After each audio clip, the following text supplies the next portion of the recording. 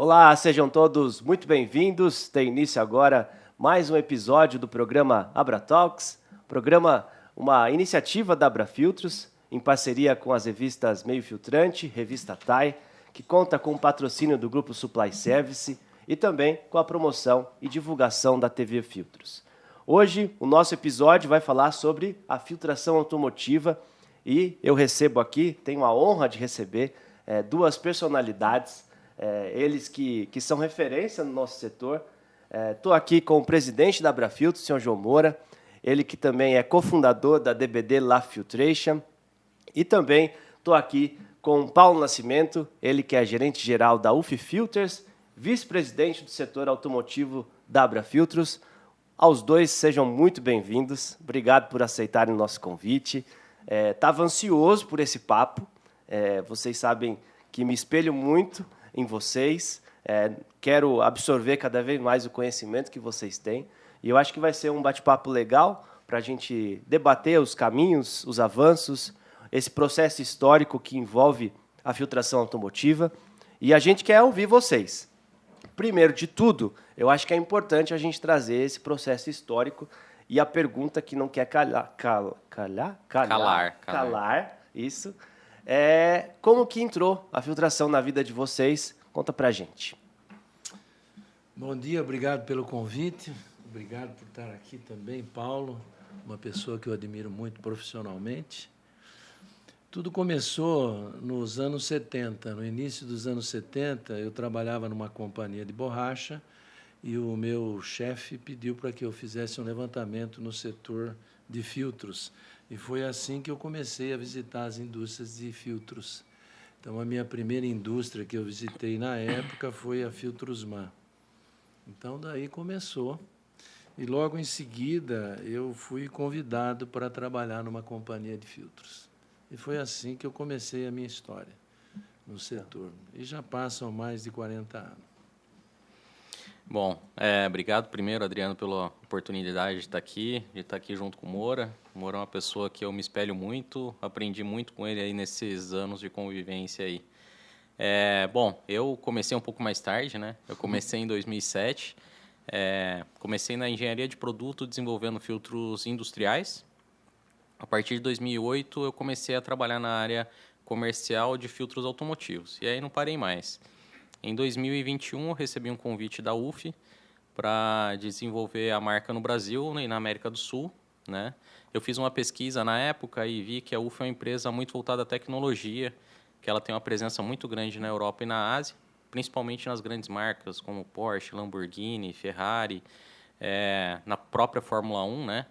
Então, eu achei um desafio interessante de trazer todo esse conhecimento que a UF tem no mercado de filtração de novas tecnologias para o Brasil também. Legal. É engraçado que, na história de vocês, o seu Moura começou trabalhando em empresas de filtros automotivos e você mais voltado à industrial. E hoje as coisas se inverteram, né? Seu Moura hoje tem uma empresa que trabalha com a filtração industrial, né, seu Moura? E o Paulo migrou para a área automotiva. Na verdade, eu estou na UF, a gente tem, vamos dizer assim, 90% da área automotiva, mas a gente ainda tem um pedacinho, que é a parte de filtros hidráulicos, que a gente está trazendo para o Brasil, que é voltado para o mercado industrial também. Boa. Seu Moura, conta para a gente, você que é uma enciclopédia da filtração. Olha a responsabilidade. Em outras oportunidades, a gente já Olha a responsabilidade, Paulo. A gente trouxe até um processo histórico aí, trazendo um pouquinho do seu conhecimento. Como que as coisas foram acontecendo assim, em relação às empresas de filtros? Como que elas foram entrando no mercado, expandindo, para chegar até os dias atuais?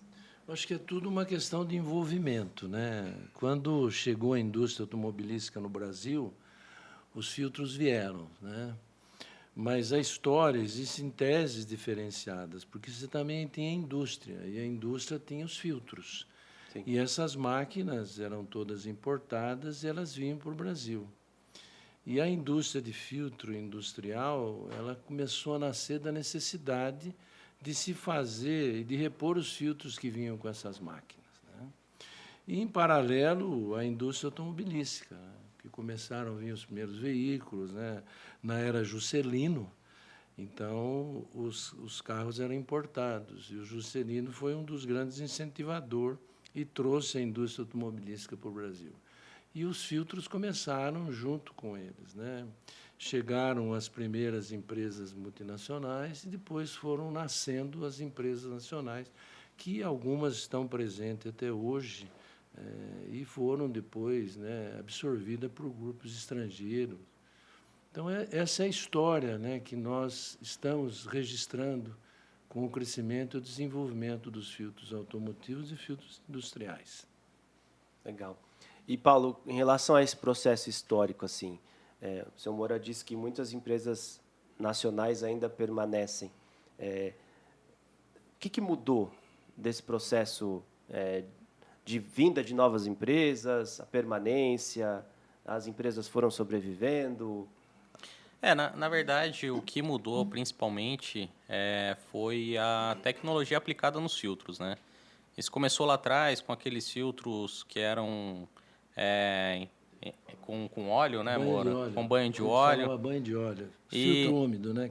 E com o tempo isso foi progredindo, né? Hoje, num veículo, a gente tem o filtro de óleo hoje. Ele já não é mais aquela latinha que a gente está acostumado dos carros de antigamente. Hoje são filtros mais voltados para o meio ambiente, cartucho você pode incinerar, com fibra sintética que aumenta a eficiência, aumenta a vida dos filtros.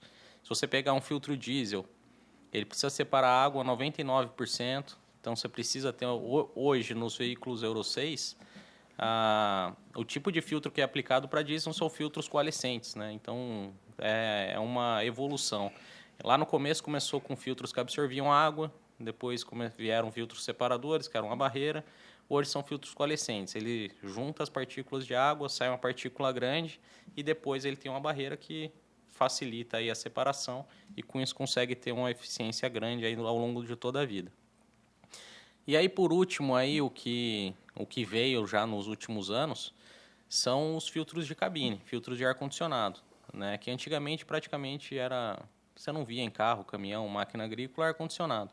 Hoje em dia já é normal, qualquer carro já sai com ar-condicionado de fábrica, inclusive os caminhões e até algumas máquinas agrícolas também. E aí você precisa filtrar esse ar que entra na cabine, né? Então a gente começou a ter os filtros de cabine, começou somente com um filtro de pólen para pegar aí as partículas, e hoje a gente tem filtros que são com carvão ativado para tirar odor, absorver gases. Legal. Então, vocês acham que a questão da tecnologia foi o que mais impactou essa mudança? E essa tecnologia ela veio muito de fora ou ela foi desenvolvida aqui? Vocês acham? Na minha concepção, ela veio mais de fora. Existem boas empresas nacionais, mas praticamente isso foi uma evolução vindo de fora, né? Começou, por exemplo, a Airlamp, era uma empresa que estava no Brasil, ela fez uma parceria com a Racor, depois se tornou Parker, e isso vem a tecnologia. A Donaldson, ela estava no Brasil, saiu, depois ela voltou já com produtos mais tecnológicos. A UF chegou em 2016 no Brasil, né? Então trazendo mais tecnologia para o país. Basicamente aí essa parceria que é feita com as empresas globais é que traz as tecnologias para o Brasil, e também porque a maior parte das tecnologias são desenvolvidas quando nascem novos veículos. Isso geralmente na matriz das montadoras, que está na Europa, nos Estados Unidos. Legal. Então, assim, eu estou tentando aprender aqui, viu? Os filtros eles foram, então, crescendo também em relação à demanda, né? Dos próprios veículos, enfim. Quanto mais tecnologia, mais tipos de filtros também foram surgindo? Sim, também. Além de evoluir a tecnologia do filtro, que se torna um filtro mais importante ainda para o veículo, existem novos tipos de filtros também. Isso. Por exemplo, quando veio o Euro 5 nos caminhões, começou a ter a necessidade do Arla 32, que é um fluido que você utiliza no pós-tratamento das emissões. E aí você precisou filtrar esse veículo. Sim. Lá atrás, quando começou o freio a ar, veio a necessidade de secar o ar para que você não tivesse um problema de corrosão ou de água no sistema de freio. Então, veio um filtro secador de ar comprimido, né? Então, conforme vai evoluindo os veículos e as tecnologias, vão surgindo novas demandas e vão surgindo novas tecnologias de filtros. O Paulo registrou muito bem. Na verdade, são as montadoras, né? A montadora, a tecnologia, ela nasce na exigência das montadoras em função dos seus motores e das mudanças. Então, isso faz com que o setor de filtros busque tecnologias que se adaptem, se encaixem em cada condição de trabalho de montadora, cada motor. Nós estamos passando agora por mudanças em função do motor elétrico. Isso também, a indústria de filtro vem também trabalhando bastante para poder atender essas necessidades. Então, os filtros, a evolução do filtro, ela se deu muito em função das exigências e da necessidade das montadoras, né, Paulo? Isso mesmo. Porque a engenharia das montadoras sempre trabalharam junto com a engenharia de filtros. É isso que eu ia perguntar. Como que funciona isso? Surge a demanda da montadora, ela entra em contato com as empresas de filtros para apresentar a proposta. Isso existe... São duas formas, tá? Existe a demanda da montadora, só que essa demanda da montadora geralmente é por performance, tá? E existe também as empresas fabricantes de filtro que desenvolvem novas tecnologias. Por exemplo, a UF, ela tem 3 centros de pesquisa e desenvolvimento, com 250 engenheiros trabalhando somente em novas tecnologias. Nas plantas, a gente tem engenharia para desenvolver produtos, mas novas tecnologias são nesses centros de pesquisa e desenvolvimento. E aí eles criam novos meios filtrantes, novos produtos, novas aplicações, que quando vem a demanda da montadora, isso tem um casamento aí. Vou te dar um exemplo de um filtro que foi criado em 2016. Filtro de admissão de motor, normalmente é aquele filtro de papel plissado. Sim. Né? Em 2016, a UF criou um filtro que ele é tubular. Ele se chama multitube. E a primeiro cliente a utilizar foi a Porsche, porque esse filtro ele tinha uma performance melhor, ele aumentava em 4% a potência do veículo. Né? Então, assim vai nascendo as demandas e vai nascendo novos produtos. Legal. Isso é uma coisa que o seu Moura sempre motivou na Abra Filtros, né? Esse contato direto entre as engenharias para que as empresas estivessem cada vez mais próximas, né? Em relação à tecnologia, a atender a demanda na sua totalidade. Eu acho que é importante isso que você traz, seu Moura.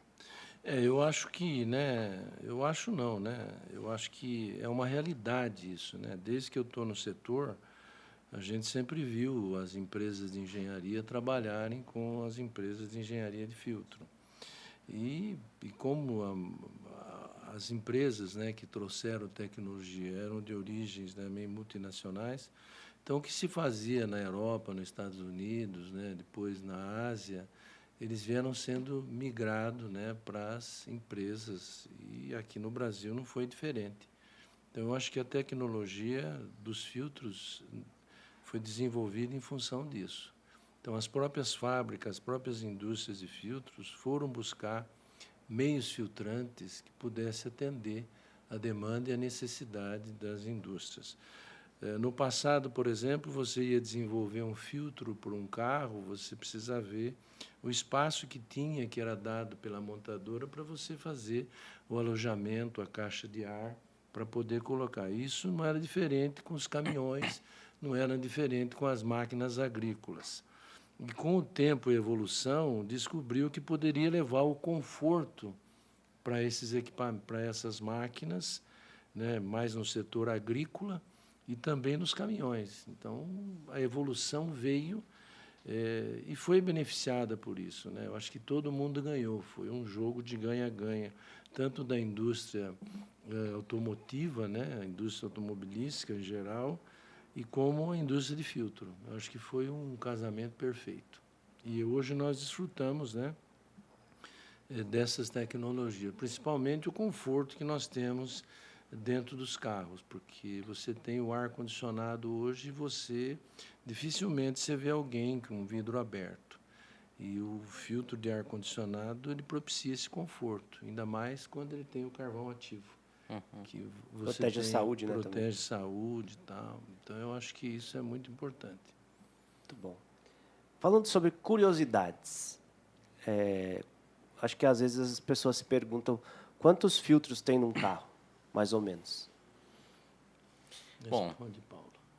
eu vou falar os filtros mais comuns, que são os filtros que você faz trocas, né? Sim. Existem outros filtros que estão no sistema, mas basicamente hoje você tem filtro de lubrificante, filtro de combustível, filtro de ar, de admissão, filtro de ar-condicionado.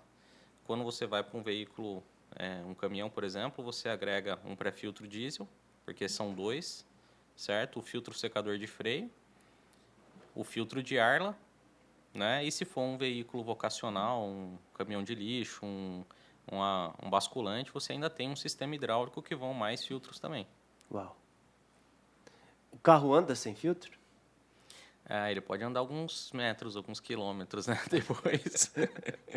Não tem como, né? Porque o filtro, na verdade, a função dele é proteger o veículo. Sim. E no caso do ar-condicionado, proteger a pessoa, né? Então, se você não tem o filtro, você começa a ter as impurezas do óleo, danifica o motor. As impurezas do combustível danificam o motor se você não tiver um filtro do ar. A poeira do ar vai para dentro do motor, danifica o motor. Então, o filtro ele é a proteção do veículo. Boa. Por isso que a questão da troca regular, desses cuidados em relação ao filtro são tão importantes, né? Sim, com certeza. Muito bom.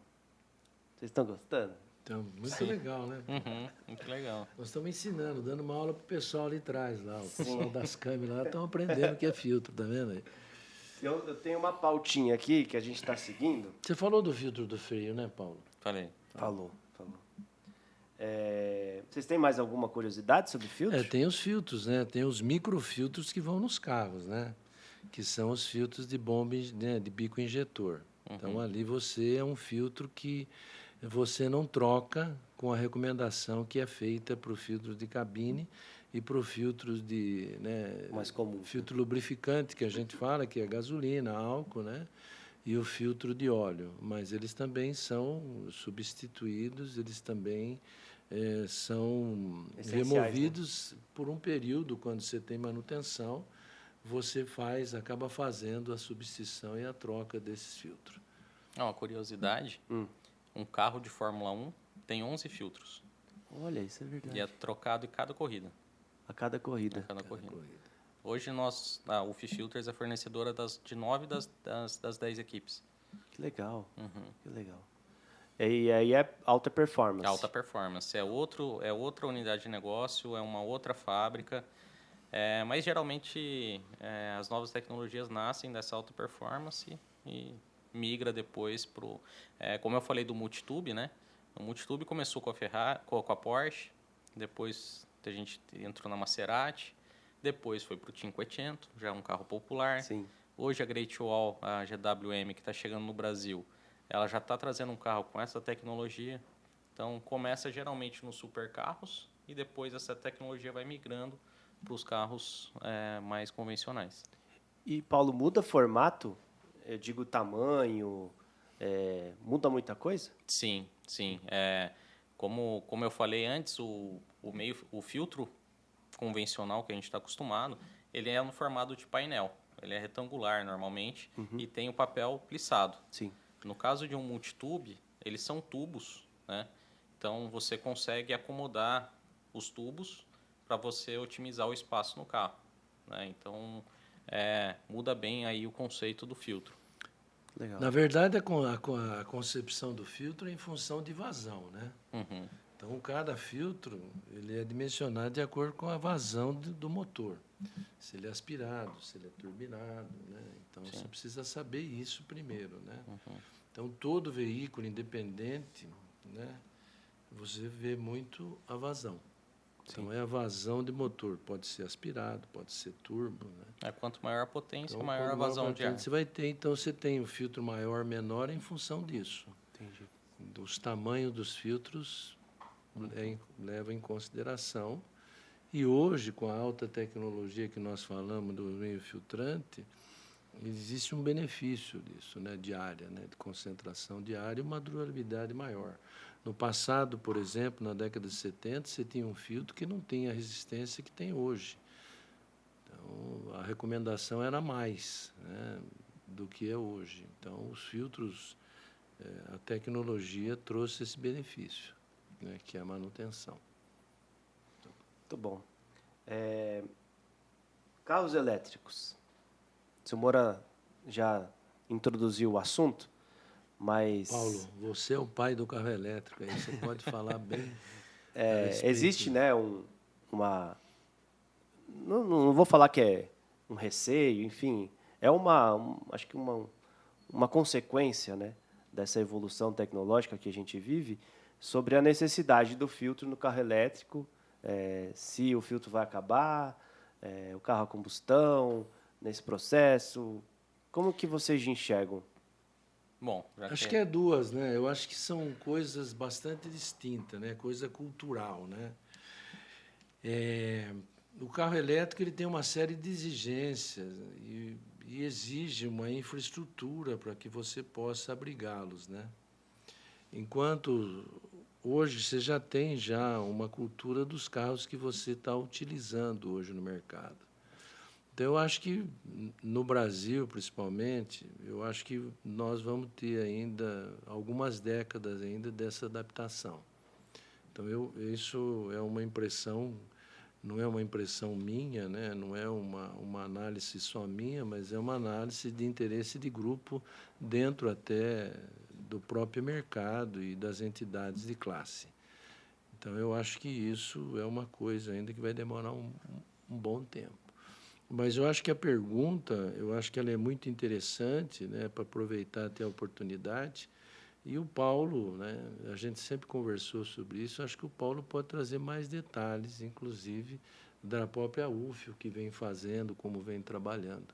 E ele, como representa o setor, né, automotivo, eu acho que ele vai poder esclarecer bem, somando, né, com essa necessidade, os dois vão ter que andar junto.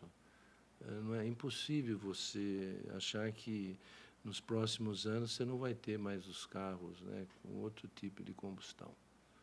Então, eu acho que o Paulo pode comentar bem a respeito disso. Eu concordo com o comentário do Moura. Eu acredito que, a médio prazo, o que vai ser uma realidade para a gente aqui no Brasil são os veículos híbridos, né, que são veículos que têm... ele até pode andar com um motor elétrico por um período, mas quando ele precisa de potência, ele usa o motor a combustão, tem a regeneração. Esse tipo de veículo eu acho que vai se adaptar bem no Brasil, porque ele pode tanto rodar com elétrico quanto com a combustão. E nessa condição, você teria todos os filtros que um veículo a combustão tem, além de algumas aplicações específicas para veículos elétricos, tá? A UFI, globalmente, ela é fornecedora de veículos elétricos já. Hoje, veículos elétricos na Europa, Estados Unidos e na China já são uma realidade. Tá? Isso já existe um mercado, já existe uma demanda nesse mercado. E a gente fornece não só filtros, mas sistemas de gerenciamento térmico. Tá? Então, para você entender um pouco de como funciona o sistema, você tem as baterias. Sim. E as baterias ela precisa manter a temperatura para que ela tenha uma longa vida útil, tanto aquecer quanto resfriar, dependendo da necessidade. Para isso, você precisa ter trocadores de calor, chiller e o fluido refrigerante. Esse fluido refrigerante precisa ser filtrado também. Tá? Então, aí você já tem uma necessidade. Além disso, o eixo que faz o movimento do carro, ele tem uma transmissão, né, que é elétrica, mas precisa de lubrificação. Como precisa de lubrificação, precisa de um filtro lubrificante para garantir aí a vida útil do equipamento. E, por último, o filtro de ar-condicionado, que a gente já falou antes, e algumas montadoras de veículos elétricos estão indo além. Eles estão exigindo que o filtro de ar-condicionado desses veículos tenha classe de filtração EPA, que é classe de filtração para sala limpa. Então, eles vão considerar o habitáculo do veículo uma sala limpa. Então, isso são novas tecnologias que a gente já está trabalhando junto com as montadoras e já estão disponíveis no mercado. Que legal. E você está falando de quantos filtros nesse carro elétrico? 3. 3 filtros. Você está falando de cabine, Do eixo elétrico do eixo elétrico, e do fluido de refrigeração. você tem 3. E aí, quando o mercado pensa, ele pensa em substituição financeira, porque você tinha vários filtros e agora você não tem. Mas os custos desses elementos eles vão ser caros, né? Usando a linguagem popular, caro. Mas, na verdade, eles vão ter uma durabilidade bem maior. Bem maior. Então, cada vez, por exemplo, né, eu não sei, eu nunca tive a oportunidade de pegar informação nesse sentido, mas de quanto tempo você vai fazer uma substituição desses filtros? Isso varia de montadora para montadora, né? Tem algumas montadoras que querem que o filtro de transmissão, por exemplo, seja para vida, outros para trocar a cada 5 anos. Então, isso ainda está se criando aí essa definição no intervalo de troca, porque ainda, principalmente se você falar de veículo híbrido, por exemplo, né? Você tem os filtros do motor a combustão, mas a gente não consegue mensurar quanto que o carro está andando na combustão e quanto está andando no elétrico. Sim. E aí você troca por quilometragem. Será que já era hora de trocar? Então, tem tudo isso ainda que ainda está em análise. Por enquanto, as trocas ainda são mais com segurança, né, para evitar problema, mas isso ainda vai ter alguns ajustes aí ao longo do tempo. Legal. Pode falar, E o que vai estender, eu acho, né? Eu acho que isso vai estender em função da infraestrutura de cada país, né? Na Europa, você tem uma cultura diferente, né? Você tem, né? A bem da verdade, a gente sempre tem que empregar a gestão, né? Então, acho que a gestão ela é válida para tudo. E essa também é uma gestão que se administra de como que a gente vai fazer isso daí, né? De que forma vai ser feito. Porque existem lugares, existem apartamentos que você já tem uma rede de abastecimento, já que você tem opções para carro elétrico. Mas o que a gente ouve é uma reclamação da eficiência disso. Você coloca, às vezes, um carro que está com 30%, 40% e ele demora para poder abastecer. Então, e depois você ouve usuários que usam pela estrada. Os postos que tem na estrada, eles têm mais eficiência. Enquanto o cara toma café, enquanto ele faz alguma coisa naquele ponto, eles dizem que o abastecimento é melhor do que em shoppings, por exemplo, que a estrutura é outra. Então, a gente já ouviu isso aí, a gente não sabe mensurar o quanto isso é verdadeiro ou falso, mas isso tem ocorrido, a gente tem lido, né? A gente tem olhado nos meios de comunicação. Então, é uma coisa ainda que só o tempo vai, mas eu acho que falta, né? Vai precisar ter uma gestão melhor de tudo isso. Não, é importante a questão da infraestrutura também, né? Eu acho que é um contraponto em relação à evolução. Você tem o custo e benefício, né? A gente vê, por exemplo, empresas que estão compromissadas com o meio ambiente fazendo caminhões de lixo, frotas. Então, existe uma estrutura para aquilo, porque senão também você não tem eficiência. Então, isso também é uma preocupação da montadora. Qual a eficiência que eu vou ter se eu substituir os meus caminhões agora? Porque existe um incentivo para tudo isso. Então, como eu vou trabalhar? Então, existem frotas experimentais, né? E já frotas de sucesso. E na área agrícola não foge também, né, Paulo? Eu acho que a área agrícola, né, agora em maio nós temos, né, final de abril, agora em maio, nós temos o AgriShow, né? Então, eu acho que na AgriShow pode ser que tenha novidades interessantes e que vai dar uma outra pincelada de como vai ser a tendência desses mercados. Estaremos lá, fazer um merchandising aí. Visitem o stand da UF na AgriShow. Ah, que legal. Precisa arrumar convite, hein? Sim, precisamos fazer a visita. Quando a gente fala de eletrificação e essa adaptação que vocês trouxeram tão importante, tanto em relação à estrutura como das empresas, Lá vem o golpe. a gente fala de também modelo de negócio. As empresas estão se adaptando, tiveram que se adaptar e estão se adaptando. E isso aconteceu, eu acho que, fazendo um gancho, muito na pandemia. E aí, até, se o senhor quiser trazer a questão industrial, que é hoje a sua realidade, isso acho que vai agregar também na nossa conversa. Como que vocês viram as empresas do setor em relação à pandemia e a essa gestão que o senhor Moura trouxe de desenvolver ou não novas tecnologias, se adaptar ao novo? Como que vocês analisam esse processo de adaptação? Senhor Adriano, pode me chamar de você, porque me chamar de senhor me desconforta muito. Tá bom. Pode começar, Paulo. Bom, falando da pandemia, a primeira transformação que teve foi no modelo de trabalho, né? Eu acho que todas as empresas, não vou dizer todas, porque as empresas de tecnologia já não eram muito assim, mas a maioria das empresas tinha receio do home office, né? Achava que o home office as pessoas não iriam performar bem trabalhando em casa. E quando veio a pandemia, todas as empresas foram forçadas a fazer isso. E viram que funcionou muito bem, né? Então, isso é uma realidade hoje. Eu acho que todas as empresas estão num regime híbrido. Uma parte, porque precisa ter a presença da empresa também, sim, mas não todos os dias, né? Então, eu acho que essa foi a primeira transformação.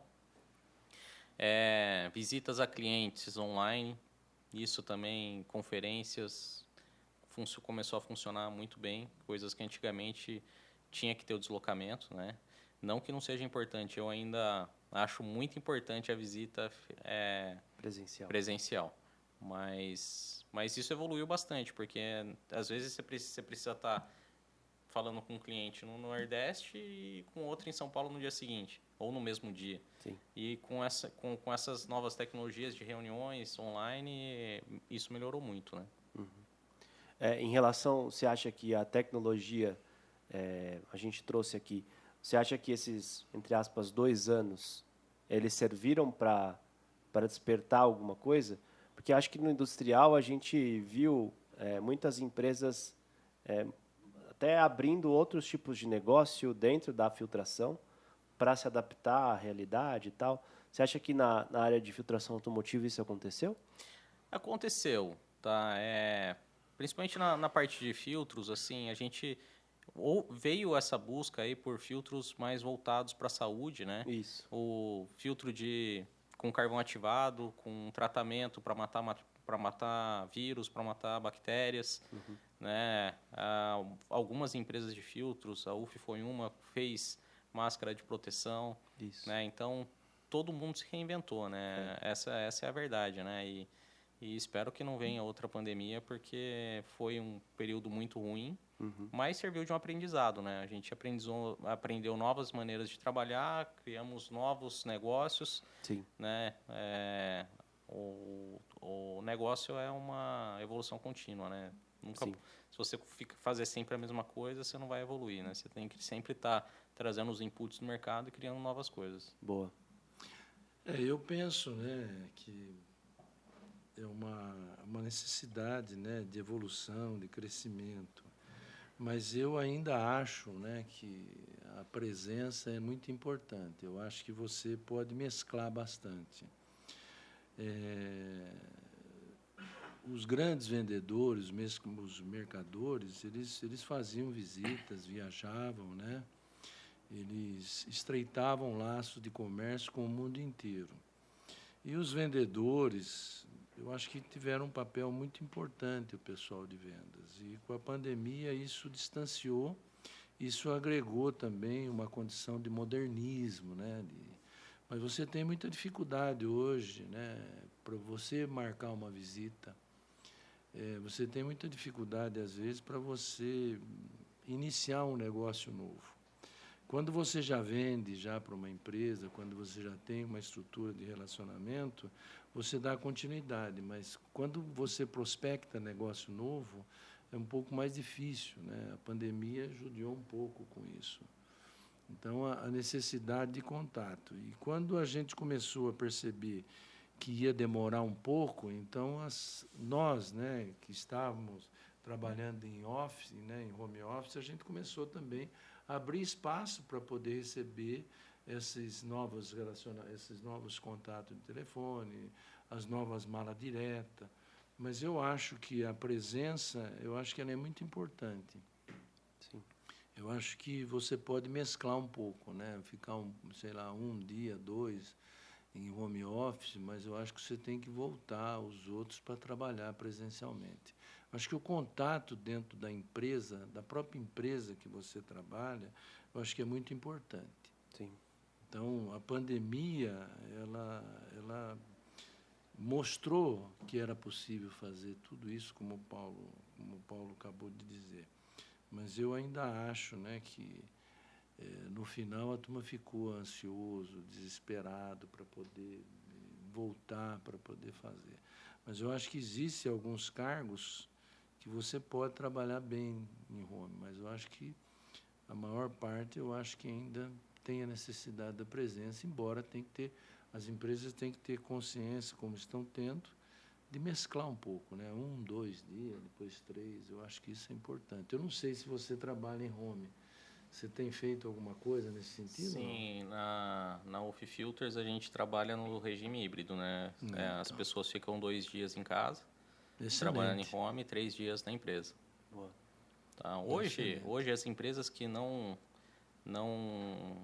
atuarem nesse regime, infelizmente não conseguem mais profissional. Os profissionais jovens que estão no mercado, eles valorizam muito a questão da qualidade de vida, de você poder ficar alguns dias da semana trabalhando em casa sem ter o deslocamento. Né? Então, essa foi a principal transformação assim, que eu vi no mercado de trabalho e que todas as empresas tiveram que se adaptar. Muito bom. Vocês estão gostando? Muito bom. Então tá bom. Vamos falar agora, e acho que a pandemia também trabalhou muito essa questão e deixou as suas marcas. Em junho de 2022, a Abravilts lançou o seu primeiro panorama setorial do setor, um estudo inédito que traz aí uma análise, um levantamento de dados dos 3 setores que nós atuamos, a filtração automotiva, a industrial e de tratamento de água, efluentes e reuso. E aí eu vou trazer alguns dados aqui que eu queria que depois vocês comentassem. Sobre o estudo, o faturamento do setor previsto aí para 2022, a gente fez uma projeção de 7,6 bilhões de reais. Identificou-se a participação de 54% dos 54% do mercado, a fatia, para o segmento automotivo, 29% para o setor industrial e 17% para o de tratamento de água. E depois, aí mais específico para a filtração automotiva, após ter apresentado uma queda de 8,9% em 2020, no auge da pandemia, o segmento de filtros automotivos conseguiu se recuperar já em 2021, com alta de 10,9%. E em 2022, a gente teve aí essa previsão de expansão, um pouco mais tímida, de 1,9%, com faturamento de 4,11 bilhões. Nada comparado ao auge em 2013, que foi de 5,5 bilhões. Posto isso, eu pergunto, como que está, qual o cenário hoje? Principalmente frente a essas recentes mudanças, paralisações de montadoras, falta de componente, como isso impacta no setor? Começa você, seu Moura. Você vai brigar comigo, né, Paulo? Não, eu acho o seguinte, eu acho que o mercado de filtros ele é crescente, né? Você tem, às vezes, um alto e baixo, mas esse alto e baixo, ele não, no final, né, de cada ano, ele não reflete muito, né? Você comentou aí desse estudo que nós fizemos depois de muitos anos, né, desde que o mercado de filtro existe no Brasil, nunca foi feito um levantamento, um estudo desse, né? Então existe, né, uma divergência de informação. Então existe uma tese que diz que o setor de filtro automotivo, vou colocar assim, que ele é maior do que o industrial, né? E existe uma tese que o filtro industrial é maior do que o automotivo.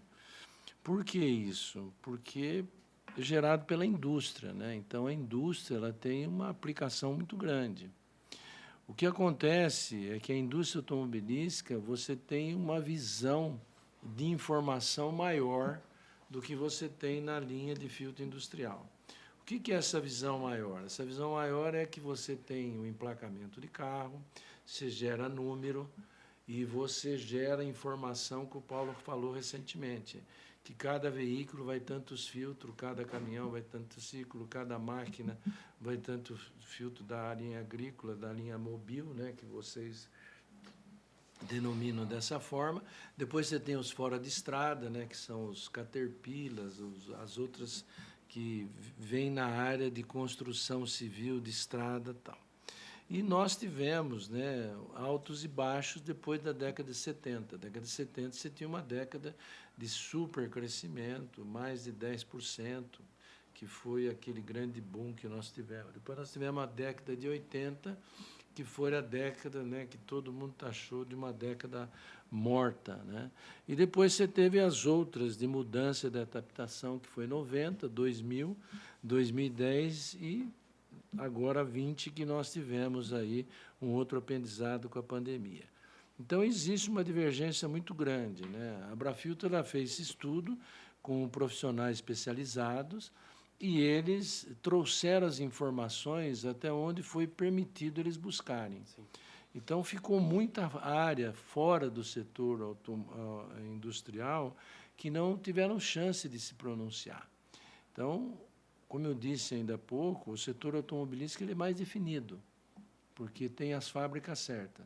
Você tem os fabricantes de filtro automotivo e eles estão aí disponíveis nessas informações que são somadas com os órgãos que fazem estudos, Sindipeça, Anfávia e os outros de importadores, né, as outras entidades importadoras. Então, você tem uma coisa e tem o emplacamento do veículo, né? Então, todo veículo, quando sai, embora ele não rode, né, em vias públicas, ele tem o documento que é gerado. Então, aí você mensura mais. Mas quando você pega o setor industrial grande, por exemplo, da área de petróleo, e eu sempre cito, porque eles fazem muita importação. Então, é um setor forte de importação. E como existe o setor, né, Petrobras nesse segmento, existem outros setores que também fazem a mesma coisa. Então, você tem uma informação. Por exemplo, a linha de aviação, por exemplo, onde vai esse material de filtração que vem? Quem que dimensiona, né? Quem que prevê esses custos num setor? E nós temos uma indústria de aviação muito forte aqui, aeronáutica muito forte. Então, nós nunca mensuramos esse tipo né? E onde ele está? Ele vai estar no industrial, ele vai estar em qual segmento que ele vai estar? Então, existem essas duas teses, né? E essas teses, elas são defendidas com bastante, né, coerência, né? Mas se nós aprofundássemos, porque você não tem visibilidade do setor industrial. Um filtro de barreira, por exemplo, a filtração começa com barreira e vai até absoluto. É isso, Paulo? Isso. Estou mentindo ou não? Não. Então, você tem esse range enorme, né, de informação e de instrução. Então, existe e se perde. Então, no mundo, ele tem uma média de 90, 100 bilhões, né, que cada entidade defende isso no mundo. E a gente sempre é tido, né, o Brasil é sempre tido como de 7% a 10% desse mercado. Essas estatísticas, eles apontam a gente aí. Então, você tem, por exemplo, o Brasil ele representa, o Paulo sabe bem disso, porque ele teve acesso a essas informações de passado e até hoje.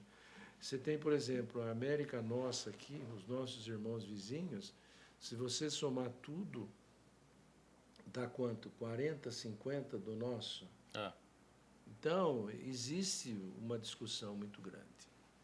Mas existe um respeito também. O importante é que a gente tem como consciência que o setor de filtro ele cresce todo ano. Você não perde, por exemplo, o mercado. Ah, mas eu ouço tal. Aí é outra coisa. Aí são empresas, companhias que dão opiniões e dão sugestão. Mas toda empresa que está estruturada e vem se estruturando, ela não tem esse tipo de problema de queda de mercado. O que acontece é, geralmente, as mudanças de gestão e as mudanças de opiniões e a mudança de produto e segmento de mercado. Então, isso tem, né, um sobe e desce. Muito bom. Paulo. Bom, eu como tenho que puxar a sardinha para o meu lado, claro, né? Não tem... Eu sou do segmento automotivo.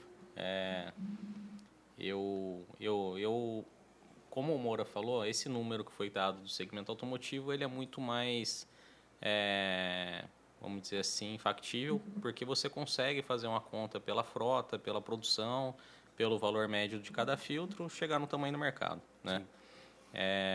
E eu acredito realmente que, talvez não na proporção que foi feito no panorama, mas eu acredito que é o maior mercado realmente de filtração que tem no Brasil. Agora, você perguntou sobre a atual situação com as paradas das montadoras, né? Esse ano vai ser um ano desafiador para todo mundo, né? A gente está tendo paradas de montadoras, tanto do segmento leve quanto do segmento pesado. Alguns fabricantes de filtros estão parando também, tá? Mas eu enxergo isso como um problema momentâneo. Tá? O Brasil já passou por várias ondas, né, desse tipo. Eu acredito que a gente vai sofrer aí alguns meses, mas o mercado vai voltar. Eu vejo, por exemplo, o que está acontecendo esse ano é muito menos crítico do que aconteceu em 2020, por exemplo. Porque os carros, por mais que a produção caiu, os carros estão rodando. E o maior mercado de filtro é o aftermarket. Sim. É a troca dos filtros, né? E isso vai continuar porque os veículos estão rodando, os caminhões estão rodando, as máquinas estão colhendo. Então, assim, a gente vai perder de um lado, com certeza, porque os filtros que você produziria para produzir um caminhão, para produzir um carro, não vão ser produzidos agora. Então, a gente vai ter um vale aí no mercado. Mas eu diria que o segundo semestre do ano tende-se a estabilizar novamente. Legal. Acho que o grande desafio nosso, né, nós já até conversamos já recentemente, vai ser a cadeia de suprimento. Então, nós vamos ter desafio, não só o setor nosso, né, de filtro, mas todos, né, vão ter esse desconforto aí, né, porque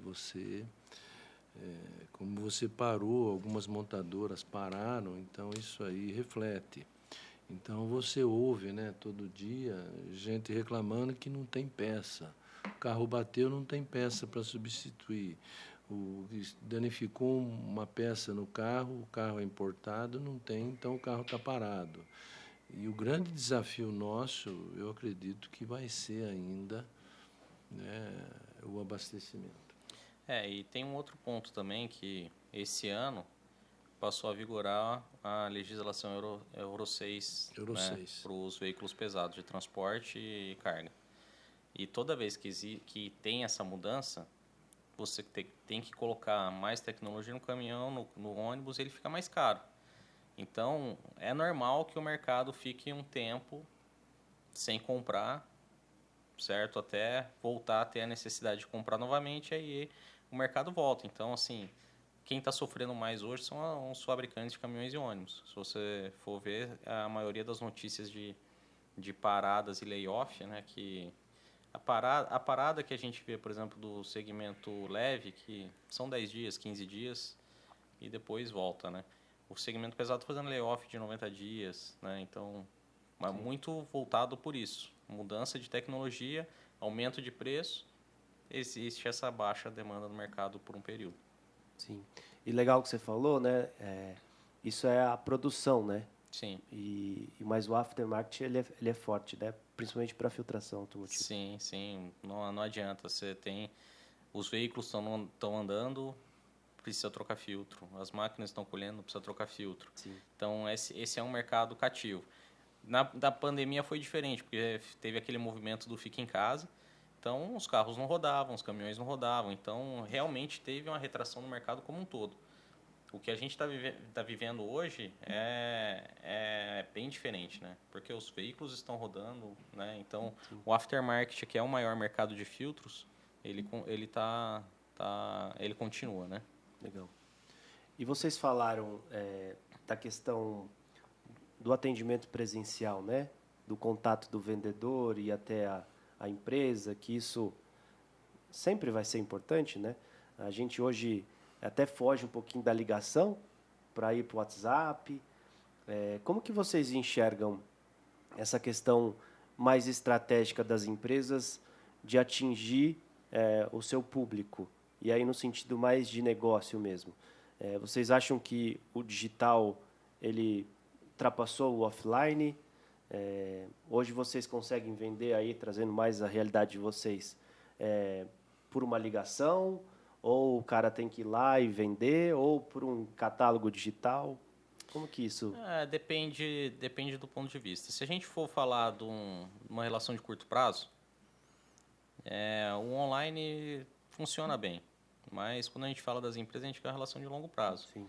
Então, você tem que ter o face-to-face, você tem que criar relacionamento, você tem que mostrar tudo que a sua empresa está fazendo, manter o cliente atualizado, né? E o digital ajuda, tá? Mas ele não substitui 100% face-to-face. Né?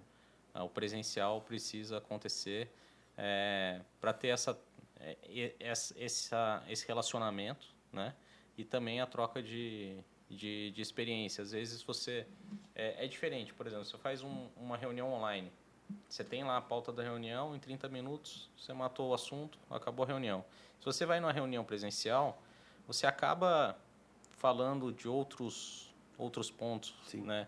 Sobre novas tecnologias, sobre a estratégia da sua empresa, a estratégia da outra empresa. Então, a troca é diferente. A troca de informação é muito saudável, muito produtiva. Exato. Mas eu acho também que essa parada de home, que você fica 1, 2 dias em casa e 3, eu acho que isso aí é o balanço certo, porque você também não consegue, né? O homem de vendas ele não consegue ficar 5 dias trabalhando direto com seus clientes, a não ser que seja um trabalho novo. À medida que ele começa a vender, ele já tem outro tipo de administração com os clientes dele, né? Ele tem que passar isso para a empresa dele. Isso leva tempo, porque ele tem que fazer, né, o trabalho de administração dos clientes dele. Então, eu acho que é bem balanceado. Mas você tocou num assunto aí importante também, né, que ajudou a linha online aí forte. Quando você tem uma empresa com nome de mercado, ela já existe e ela tem uma família de produto que sustenta, então você é comprado, né? A turma busca o teu produto através da internet, através, né, das próprias redes sociais. Então, isso acaba fazendo porque ele tem interesse. Como ele tem interesse em comprar, é fácil você ser atendido, é fácil você ter o retorno. Agora, uma pessoa nova, como eu comentei ainda há pouco, que vai começar um trabalho, vai desenvolver o mercado, ele tem muita dificuldade por não ser atendido, né? Por não chamar atenção nas redes sociais, né? Como deveria aparecer e divulgar o trabalho dele. Então, é um trabalho de formiguinha, é um trabalho que demanda. E isso, às vezes, acaba tirando e desmotivando, né, os novos empreendedores de fazer. Então, é por isso que quando você cria um produto, cria alguma coisa hoje, você já cria baseado em redes sociais e no próprio retorno que você vai ter em função dessa barreira que você vai ter para contatos e o desenvolvimento da sua linha de produtos e serviço. Importante, verdade. Eu queria saber de vocês como que está hoje o perfil profissional? Tá difícil encontrar gente especializada em filtração ou não só em filtração, para trabalhar com filtração? Como que vocês enxergam o mercado profissional mesmo, de oportunidades? Começa você, seu amor. Você Tá me difícil? explorando, Paulo. Você está me explorando. Essa não hoje. estava na pauta? Bom, eu penso mas assim. É Adriano. legal as pessoas ouvirem de Eu vocês acho que assim, que eu estão acho em que- posições de liderança, que lidam com isso no dia a dia, né? Eu acho que, né, não é só em filtros, eu acho que de uma forma geral, né? Se você precisa de uma pessoa para prestar um serviço na sua casa, é difícil. Você precisa de um pintor, de um encanador. Então é muito difícil isso. Você encontra mais amparo e mais segurança nas pessoas que já estão no mercado há 30, 40, 50 anos, né? Então é muito mais fácil aí você. Acho que mudou um pouco, muito o conceito da juventude, o conceito do jovem trabalho, mudou muito. E só que não existe uma compreensão e entendimento entre o novo que está entrando no mercado e os que já estão no mercado, né? Então existe uma cobrança, né? E essa cobrança, as empresas, né? Por isso que eu olhei para o Paulo até para ele responder primeiro. Eu acho que as empresas hoje mais adaptáveis a essa situação têm sofrido menos, porque tem um problema, né? Nós envelhecemos, né? As empresas não. As empresas têm que estarem sempre jovens, né? E às vezes a gente tem essa dificuldade, porque a gestão às vezes é feita por pessoas de uma certa idade, né? E pessoas competentes e que fizeram e estão dando e dão resultado até hoje, né? Então existe um preconceito, uma barreira muito grande com o moderno, com as coisas mais fáceis, né? Você pega um cara de 50, 60 anos, ele não quer que o vendedor dele escreva uma mensagem, ele quer que o cara ligue, né? Ele quer que a gente converse. Quantas vezes eu cheguei para você, Adriano, não liga, Sim.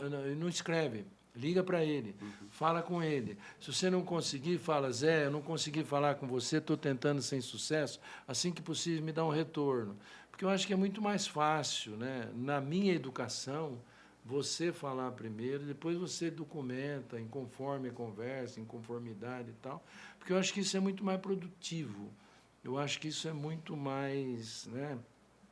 Aquilo que nós aprendemos em marketing, o toque e carícia, né? Do negócio. Mas eu acho que essa geração nova, ela vem com uma outra proposta, com uma outra condição de trabalho, e é uma questão de tempo e de adaptação. Eu acho que a evolução ela é necessária. A gente não vai criar barreiras porque o jovem tem um estilo de trabalho, porque você vai precisar dessa mão de obra. E você vai precisar dessa educação que ele vai trazer, você vai precisar desse conhecimento. Eu acho que existe resistência.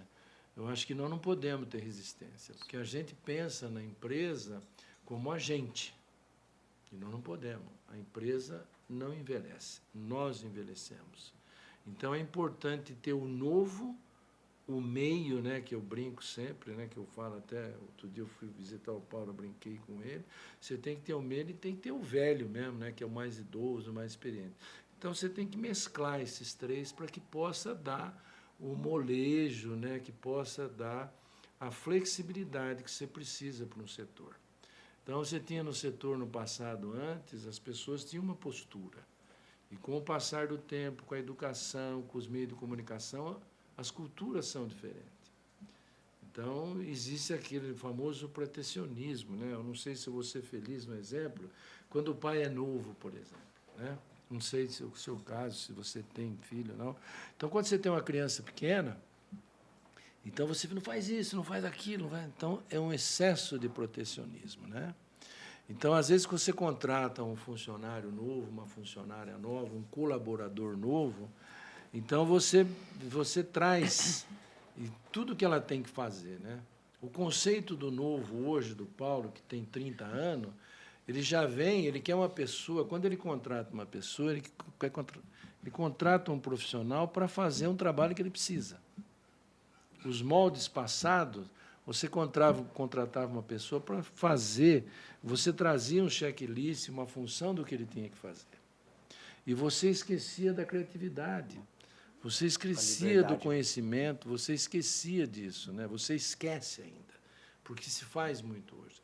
Então, quando você contrata um vendedor, você quer um cara que ele siga a tua cartilha. Você tem que tomar cuidado, você tem que fazer com que ele siga a tua cartilha, que ele segue o conceito da empresa, mas você tem que dar liberdade de criação para ele. Então, quantas vezes você erra, que você não fala muito para um funcionário novo, ele vai lá e faz. E quando ele traz para você o resultado, você se assusta, porque você fez aquilo, mas você esquece de pôr, né, e dar os pesos e medidas que ele talvez foi feliz, que a reação química dele com a outra pessoa foi melhor que a sua, que as oportunidades que ele fez, né, que ele conseguiu, foi diferente das suas. Porque é normal, por exemplo, você encontrar uma pessoa e ela fala assim, não, mas eu tentei fazer várias vezes isso aí e eu não consegui.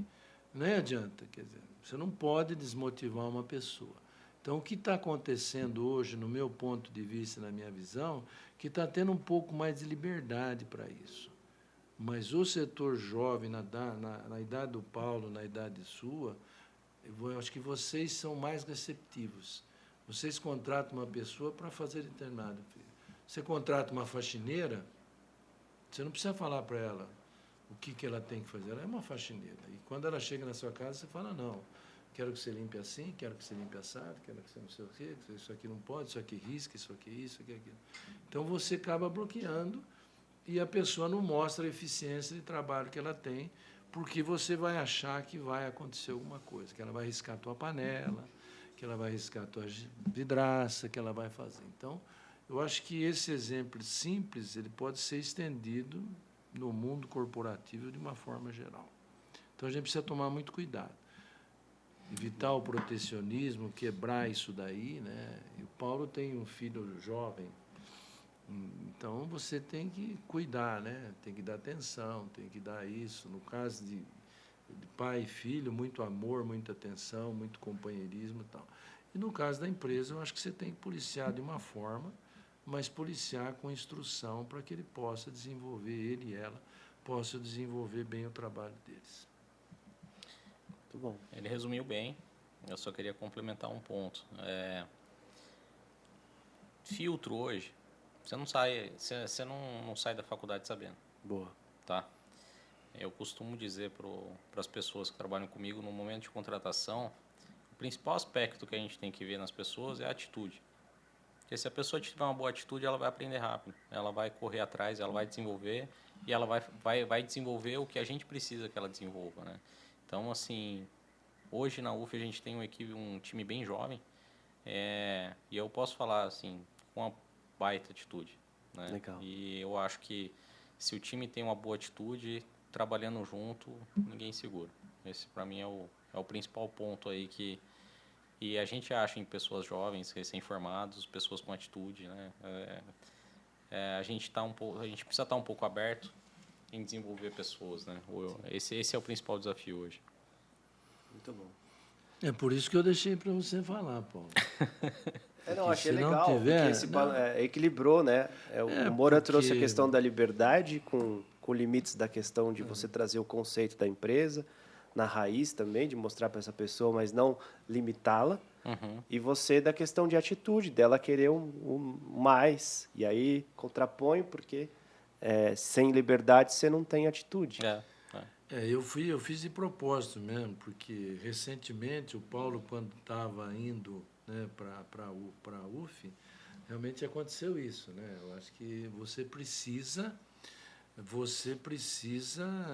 né, ter a iniciativa, né? Mas eu já falo diferente, né? E lembrando que quando eu fiz essa mudança, você foi um dos conselheiros, né? Então, Sim. o que eu acho assim, né? Conselheiro não, você me perguntava, eu respondia, né, o que eu achava, mas o que eu pensava de uma situação. Uhum. Eu acho que à medida que você cresce, você absorve, você conhece, você tem uma visão, né, de conhecimento e que te ajuda muito a você tomar as decisões, né?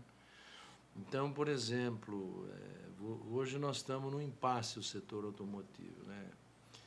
Bicombustível, né? Elétrico, e como a gente faz tal, né? O que a gente precisa entender é que a gente tem que caminhar junto com todas as condições. Você tem que ter o biocombustível e tem que o outro, para seguir junto, porque você não sabe o que pode acontecer. Hoje está todo mundo, né? Hoje está todo mundo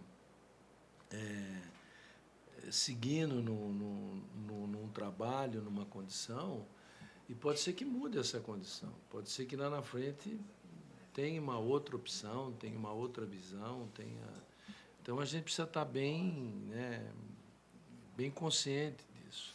Agora, sem sombra de dúvida, o que faz a diferença em tudo é a postura que eu vou acrescentar, que o Paulo, né, comentou, e a iniciativa. Se você não tiver no mundo dos negócios, na vida, se você não tiver postura e se você não tiver atitude, dificilmente você vai ter espaço. Sim. Tá? Muito bom. Tá acabando, Certo? hein? Certo, Paulo? Certo, com certeza. Senão, 200%. Nossa pauta agora, ela leva para o nosso caminho já quase que final, para falar um pouquinho sobre perspectivas e desafios para o segmento de filtros. E aí eu queria, com a experiência de vocês, que vocês trouxessem a questão até do papel da Abrafiltros. Hoje a Abrafiltros, e aí falando do automotivo, a gente tem um papel importante, entre aspas, na sociedade, com relação ao programa Descarte Consciente, que quando a gente olha para o meio ambiente, para essas questões ambientais, a gente consegue ver o setor muito à frente de outras até entidades e outros segmentos. Na questão da capacitação, a gente tem evoluído bastante na questão de cursos, dessas possibilidades de desenvolver, de levar conhecimento a quem interage com o nosso setor. Como que vocês enxergam o futuro, e aí a curto, médio, longo prazo, como vocês quiserem analisar, e também como que a Abrafiltros caminha junto? Eu acho que até o seu Moura pode trazer um pouquinho do histórico do nascer da Abrafiltros, por que a gente está aqui, né? E aí trazer também essa questão de perspectivas. Fiquem à vontade para falar. Responde você ao senhor Adriano, depois respondo. Bom, vamos lá. Eu vejo da seguinte forma, tá? A Abrafiltros é uma associação muito importante para os fabricantes de filtros, porque ela olha o interesse da classe, né, do conjunto de empresas que fazem parte da Abrafiltros. Né? Eu acho que o exemplo principal é o descarte consciente. Sim. Há alguns anos atrás, veio a legislação de logística reversa e os fabricantes de filtros não são empresas preparadas para isso, né? Então, a gente tinha um problema, todos tinham esse problema, e a Abrafiltros, como uma associação de todos os fabricantes, todos trabalharam juntos e chegaram à solução. Foi criado um programa de coleta de logística reversa pela associação para atender todos os associados. Né? Então, eu vejo a Abrafiltros como uma ferramenta muito importante para todos os associados, porque existem demandas como essa sempre, né? E as empresas, elas têm que estar focadas principalmente em novas tecnologias, novos produtos, novas aplicações, e se apoiar na Abrafiltros. Claro que quando a gente fala se apoiar na Abrafiltros, não é simplesmente falar para o Moura e falar para o Moura se virar. O que eu faço? Né? Porque a associação é formada pelas empresas, né? Então, as pessoas que fazem parte da associação se juntar na Abrafiltros e uma empresa apoiando a outra, chegar na solução. Né? Então, eu vejo dessa forma a importância da Abrafiltros para os fabricantes de filtros hoje. Legal. Já se fala das perspectivas de futuro. O seu Moura fala também da Abrafiltros. Daí você tem a propriedade que você, idealizador, cofundador. Não, o que eu acho é assim, né? Eu Eu tive a oportunidade de trabalhar com grandes executivos, né? Tive muita sorte. E essas pessoas, elas valorizavam né, o meio, a entidade, o grupo de trabalho. Eles valorizavam o trabalho de uma Fiesp, eles valorizavam o trabalho de Ciesp, de grupo de classes, né? E eu tive a oportunidade, né, pelas empresas que eu trabalhei, de participar dessas entidades, né? Eu tive a oportunidade de trabalhar do grupo setorial de forecast do Sindipeça, lá no templo da Eaton. Então, eu aprendi muito. Eu achei que o que a gente se fazia lá em grupo, e também participei do grupo de filtros na época, que eram poucas empresas, era a MAN, FRAM, Irlemp, Impeca, Logan, né, Roma, e eram essas empresas que fizeram o mercado de filtros. E existia uma união muito grande lá, né? E, então, eu achei que isso era uma coisa importante e a gente começou a trabalhar para que a gente criasse e desenvolvesse a Abrafiltros. E nós fazemos muito pela Abrafiltros, e você sabe disso, né? Porque você está na área de comunicação, as parcerias que nós fazemos, o grupo de trabalho. E tem gente que fala o que a gente faz, o que a gente leva. O problema é que, o Paulo disse, não tem participação, as pessoas não se envolvem, as pessoas não participam. Você faz um panorama, tem gente que não lê, tem gente que não pergunta. Você tem o descarte, que é uma coisa importante, que as próprias pessoas, às vezes, não sabem, né? Questionam a gente. Então, o que acontece é que nós fazemos as nossas reuniões e depois, dentro das próprias empresas, não tem, né, um trabalho de sustentação, né, de sustentabilidade daquilo que está se fazendo na associação e por que se faz aquilo. Então, a associação ela poderia fazer muito mais do que ela faz. O que as pessoas têm receio é negócio de concorrência, né? Eu sempre disse que ninguém é igual a ninguém. Né?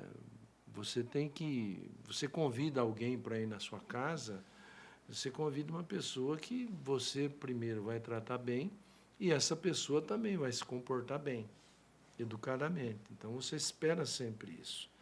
E existe o receio. Eu não vou convidar o concorrente, porque o concorrente vai vir na minha empresa, vai olhar a minha empresa e vai fazer igual, e vai no meu cliente.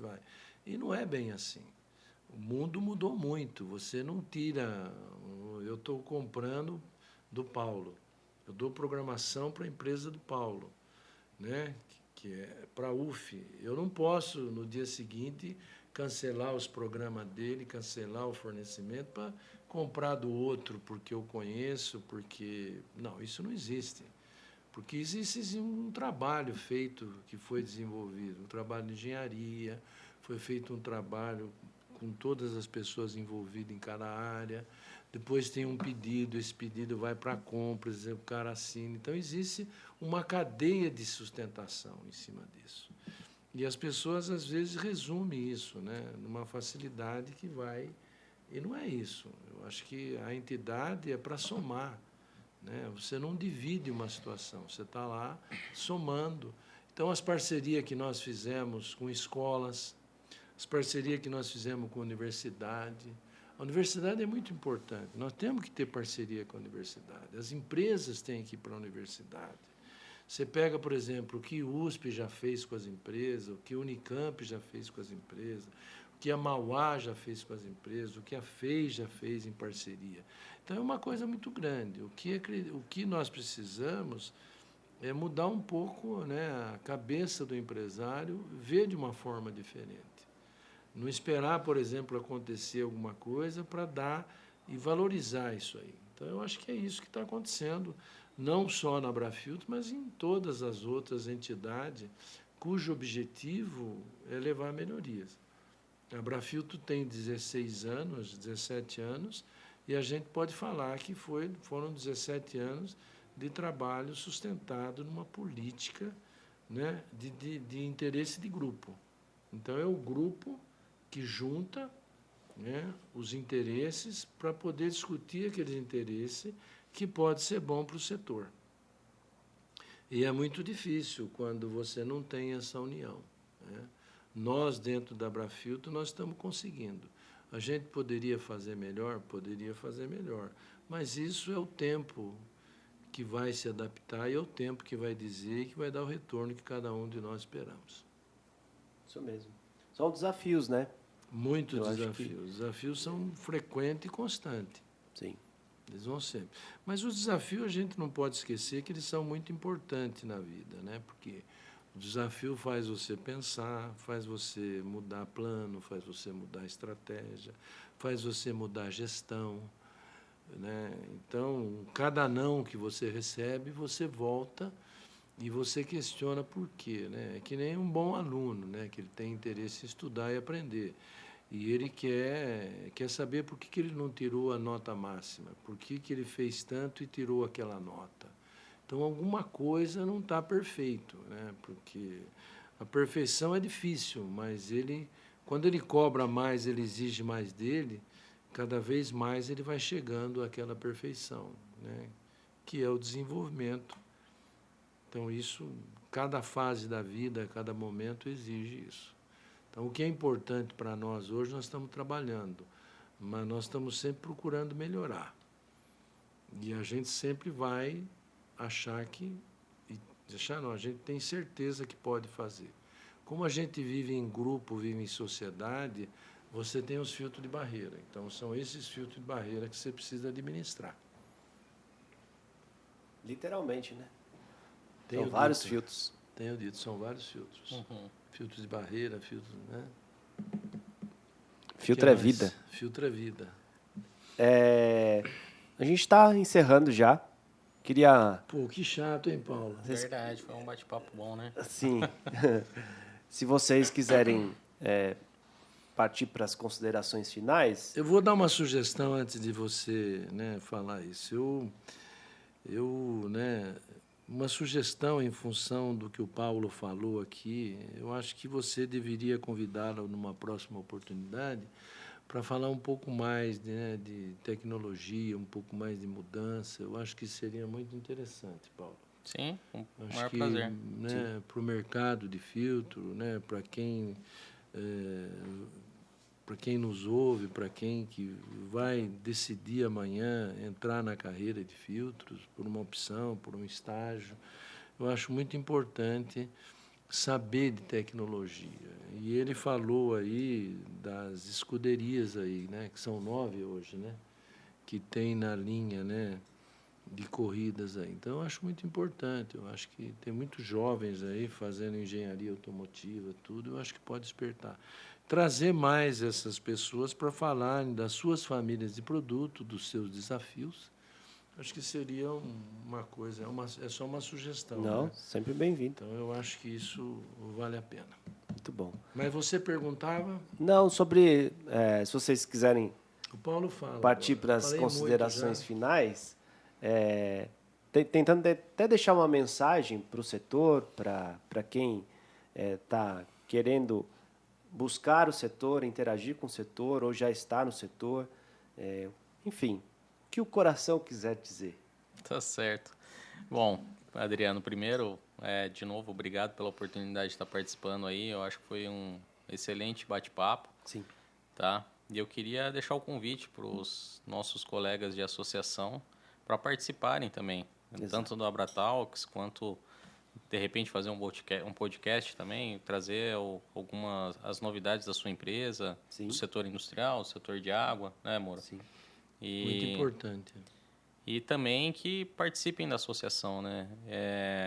A gente não está na associação por estar, né? A gente está na associação para fortalecer os fabricantes e importadores de filtros, né? Sim. Então, eu queria deixar somente esse recado aí para todos. Muito bom. E quem é do segmento automotivo, estou à disposição aí para o que precisar na associação ou até mesmo como como um possível fornecedor. Muito bom. Convido o Adriano para ir lá almoçar. Claro. Almoçar. Claro. Aí eu vou com ele, porque ele não conhece, eu levo ele. E eu tô te devendo almoço, né? Que você foi lá e não almoçou. Sim. Vamos lá, Adriano. Não, falou em almoço, eu topo.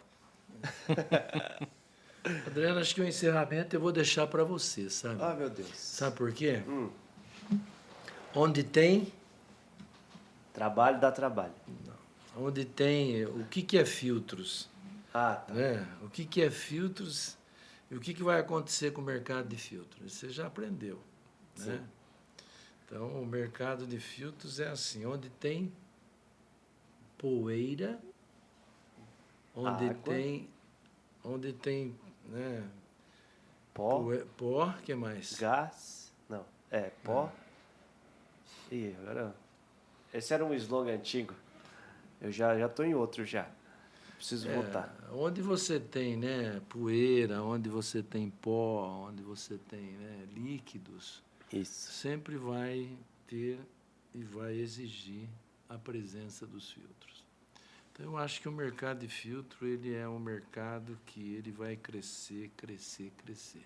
A tendência desse mercado, independente das mudanças das tecnologias, ele sempre vai existir e vai ter um crescimento. A começar das nossas residências. Né? Antigamente, você tinha né, um filtro, né, que era um filtro de argila, de barro, né, que a avó tinha, o avô tinha. Depois vieram os outros tipos de filtros na década de 60, 70. E depois você continua tendo né, o crescimento dos filtros e continua tendo os filtros de purificação de água. E depois, na sua casa, não tinha ar-condicionado. Hoje já tem ar-condicionado. Na sua casa tinha agora já tem... Né, a maior parte dos seus aposentos você tem ar-condicionado. Então, eu acho que o crescimento e a evolução do mercado de filtro vai ser frequente e constante. Muito bom. Senhores, um prazer, viu? Muito obrigado pela presença, pelo conhecimento compartilhado. Se você gostou, dá um like. Mas muito obrigado você que nos assiste, você que nos ouve pelo Spotify. Nossos episódios são mensais, então, como eles trouxeram aqui, se você quiser participar, apresentar a sua empresa, o seu negócio, a sua tecnologia, o seu estudo, enfim, como diz nosso presidente, as portas do AbraTalks estão abertas, participe, entre em contato com a gente, que vai ser um prazer tê-la aqui para a gente trocar esse tipo de conhecimento e experiência. Novamente, muito obrigado, até o próximo episódio, e compartilhe, curta, e a gente se vê. Tchau, tchau.